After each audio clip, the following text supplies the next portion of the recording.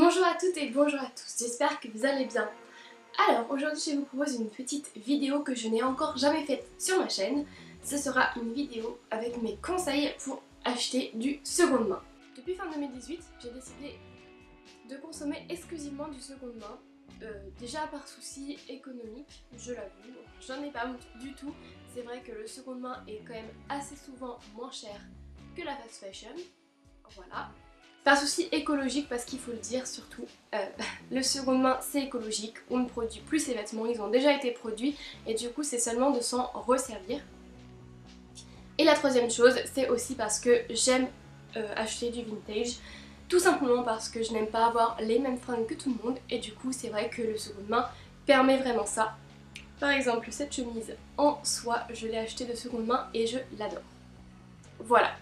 Du coup je me suis dit qu'une petite vidéo avec tous mes conseils que j'applique maintenant depuis quelques mois et depuis même quelques années je dirais, pouvait peut-être vous aider. Je sais qu'il y en a beaucoup sur YouTube, mais je me suis dit que chacun avait aussi ses propres conseils, donc voilà, pourquoi pas.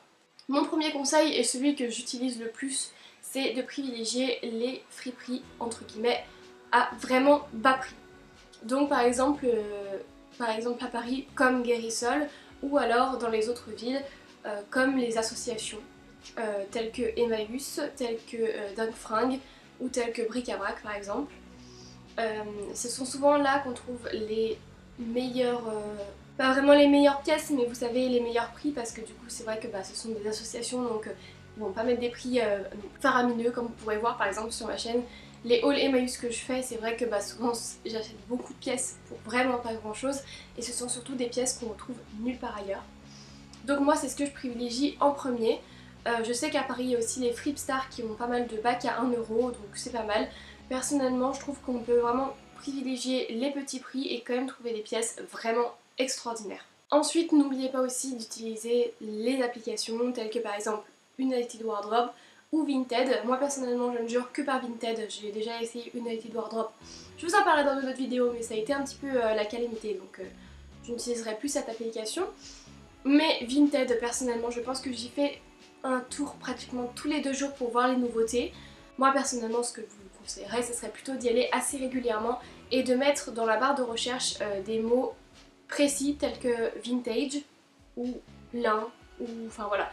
Même si c'est par exemple soie, vous pouvez trouver plein de choses et surtout n'oubliez pas de mettre le prix. Moi maintenant, je ne dépasse rarement le prix maximum de 5€ et même en dessous 5€ on peut trouver vraiment des pépites, donc je vous conseille à 2000%. Et le dernier endroit aussi où vous pouvez choper et vraiment ce à bas prix, ce sont les brocantes et les vide-greniers. Là on est début mai donc ça devrait commencer normalement et vraiment allez-y, vraiment faites-vous plaisir. En plus c'est un moment où on peut un petit peu se balader donc c'est toujours sympa et on trouve souvent des vraies petites pépites à très bas prix parce que les gens veulent juste s'en débarrasser. Donc je vous conseille vraiment d'aller y faire un tour. Mon deuxième conseil, comme je viens de vous le dire, c'est d'y aller souvent, que ce soit dans les friperies, que ce soit sur Vinted ou dans les brocantes, etc. Il faut y aller régulièrement si vous voulez trouver des petites pépites. Il ne faut pas non plus se décourager quand on y va, hein, si on trouve rien. C'est la vie, c'est comme ça, on passe à autre chose, on ira une prochaine fois, et voilà. Il faut aussi surtout prendre le temps quand vous y allez et ne pas oublier de fouiller et de chercher. Il faut passer du temps là où vous êtes. Sinon ça sert à rien, si vous rentrez et que vous ressortez ça sert à rien. Il faut fouiller chaque petit portant pour voir si vous trouvez pas une pièce qui peut vraiment vous faire de l'œil. Si vous voyez une pièce au loin, mais foncez, franchement vous vous en fichez, il faut prendre le temps, fouiller, voilà. Après prendre son mal en patience, il faut regarder devant la glace si ça vous plaît, qu'est-ce que vous pourrez en faire, etc. Je prends le temps, je fais tous les portants, je regarde chaque truc en me disant est-ce que ça peut aller, est-ce que ça peut pas aller. Si ça va, je le mets de côté, si ça va pas, je repose. Je mets tout de côté en fait, tout ce que je trouve où je me dis pourquoi pas. Et après je vais devant la glace en me disant ok ça je peux faire quelque chose, non ça non c'est pas la peine. Voilà donc il faut vraiment prendre le temps et vraiment fouiller. C'est hyper important si vous voulez trouver des pépites, c'est vraiment le secret. Le quatrième conseil que je pourrais vous donner c'est de ne pas s'arrêter à la pièce telle qu'elle. il faut l'imaginer dans un look ou l'imaginer porté, sinon ça sert à rien. Vous allez regarder une pièce en vous disant ça jamais de la vie, et en fait si vous l'essayez ça vous ira comme un gant. Vraiment il faut imaginer en fait dans sa tête tout ce qu'on peut faire avec la pièce. Vous verrez dans mes vidéos Emmaüs, il y a vraiment des choses où on se dit bah non. Et en fait si vraiment imaginez porter, je sais pas, une jupe par exemple avec un petit t-shirt et des baskets, en fait ça peut tout changer. Donc vraiment il faut imaginer la pièce, ou même si vous tombez sur une pièce qui est très jolie mais qui a un petit peu des défauts, pourquoi pas la retravailler vous-même. Moi je me suis mise à la couture depuis quelques mois et c'est vrai que y a des pièces que j'ai en fait un petit peu rectifiées parce que du coup elles étaient un petit peu trop grandes, ou alors il y avait un petit truc qui m'allait pas. Par exemple, je sais pas, il y avait un petit bouton qui allait pas, donc j'ai décidé de le changer. Voilà, en fait il faut pas du tout s'arrêter sur la pièce telle quelle, et n'hésitez pas à aller sur Pinterest après pour vous donner plein d'idées.